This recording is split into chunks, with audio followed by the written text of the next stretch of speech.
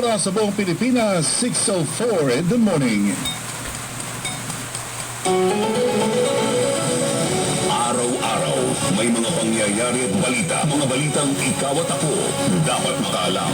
Gaano man kabilis ang ikot ng mundo. Bilis din namin ihahatid sa inyo ang mga balitang may kabuluhan at siguradong hindi ka maiiwan. Ito ang XFM Express Balita dito sa 99.5 XFM Mega Manila. Kasama ang inyong katropa.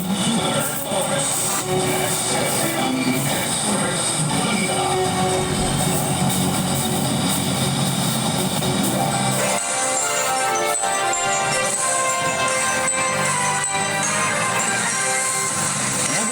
Mga katropa, kayo po inakikinig sa XFM Manila 99.5, ang tunay na katropa ng bawat Pilipino saan mang panig ng mundo. Ako ay inyong katropa sa ngalan po ni Katropang Jupiter Torres, Joyo de Guzman.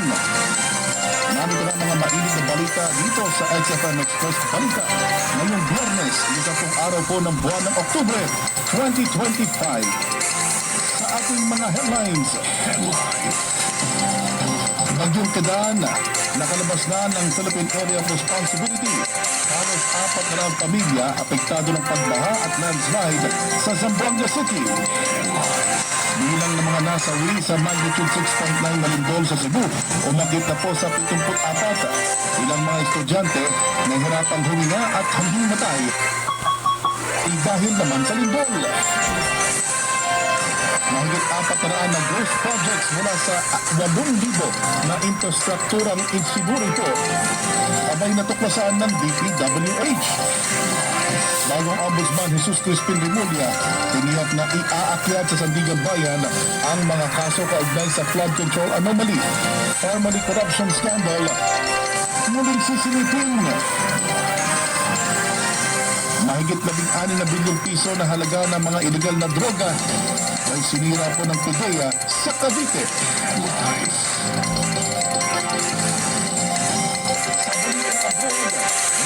President Donald Trump umaasang mapapalaya ang mga hostage sa Gaza sa lalong madaling panahon.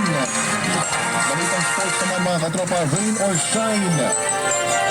Veteran Gabe Norwood at ay magre-retiro na pagkatapos ng PBA Season 50 Philippine Cup. At balitang showbiz naman mga katropa, kapamilya actress na si Julia Montez, ibinunyag ang kanyang dream project kasama si Coco Martin. Yan po mga katropa ang ating mga headlines ngayong araw na ito. Huwag lang mga basta lagpasan ang trangkaso season. Unahin mo na ito. May unahin na po ang pag-inom ng Santon Vitamin C. Your daily dose of pure ascorbic acid para manatiling energized at protektado sa sipon at ubo. Stay healthy mga katropa with Santon Vitamin C.